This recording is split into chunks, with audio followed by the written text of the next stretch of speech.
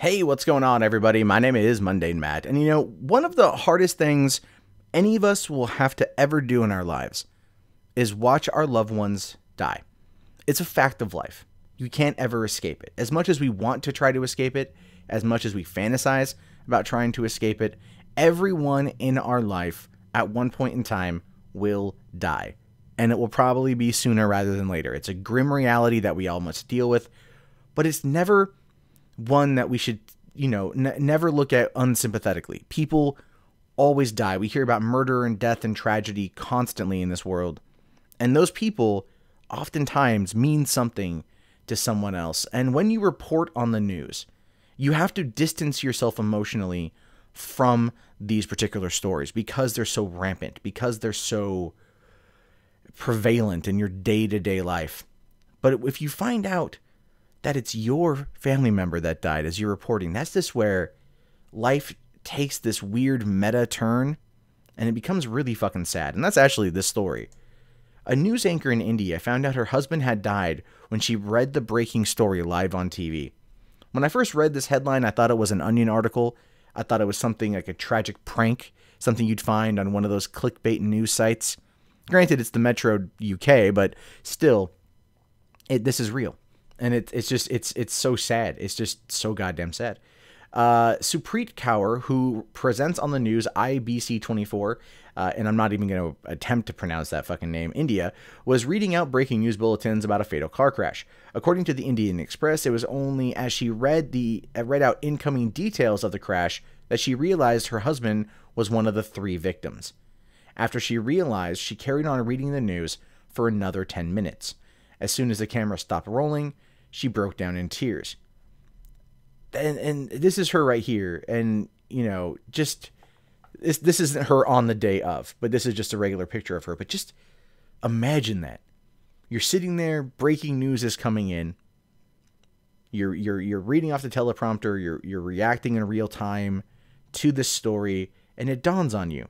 It dawns on you that your husband, your partner, your loved one is involved in this accident and that they're dead, and you can't react because you're doing a job. And that again shows you the utter dedication to the job that she has. And probably, to be absolutely fair, it is probably the only way she could get through it was by distancing herself emotionally in order to continue to keep calm and carry on, right?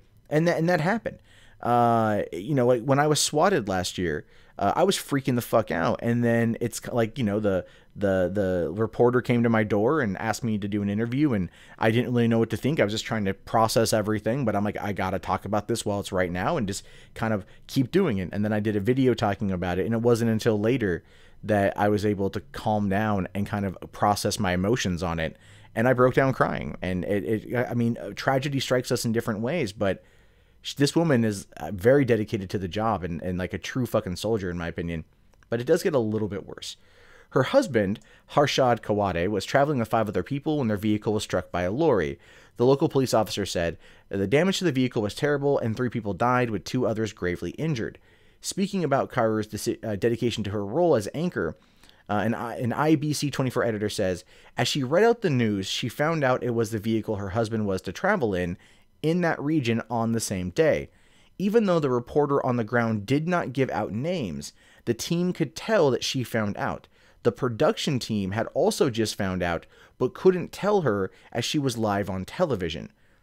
So again, just imagine her being in that moment in time. That moment in time, I know this maybe doesn't apply the best, but it very much is like Schrodinger's cat. It's that thought experiment. In that moment in time, she knows the parameters of the experiment. Her husband was in this vehicle, in this region. This was in a crash. 3 people are dead. And in that moment, she's trying to process it. She's trying to talk about it. She's trying to do her job. But in the back of her mind, either solution is possible. Either solution is possible. And it's one of those moments where just there he is both dead and alive. And you don't know what to do. You don't know what to think. So all she could do is just soldier on. Now, imagine also being the production team. People who work with this woman, who know this woman, who are friends with this woman. And they have this news, this life-changing, utterly devastating news. And they can't tell her. It's just, this story is is one that I'm not in no way trying to make light of. I find it to be just sad beyond belief, and everything else. And I just like, I more or less, as a person who comments on the news daily, comments on this stuff all the time, I look at someone like, you know, like this anchor here, and I feel nothing but empathy for her and sympathy for her, because that's such a horrible fucking thing. It says here that it speaks volumes about her sense of duty and professionalism that she continued and kept calm for another 10 minutes. The instant the cameras went off, she began calling her relatives and broke down into tears. And truthfully, I don't blame her, guys. I don't blame her one fucking bit. That is a tragic, horrible thing to experience. And it's a reminder that life is fragile and life is ever fleeting, and it can end at the blink of an eye, whether you know it or not, or whether you're expecting it or not. These things happen. And it's something to consider when, you know, dealing with family. They always say one of the biggest regrets is not telling someone you love them. We see this in movies all the time. We see this in TV shows. And truth be told, it's more true than we want to give it credit. It's very true that, you know, we don't tell each other we love them, or how we feel, or that the person that we're talking to is loved and is cherished and is appreciated. And that is something that, you know, like, I think all of us have a situation like that. You didn't tell someone how you felt the last time you spoke to them. You didn't properly convey your emotions or your adoration or your admiration or love towards a person. And for me, that person is my grandmother, who passed away 4 years ago. The last time I spoke to her, she was doing okay.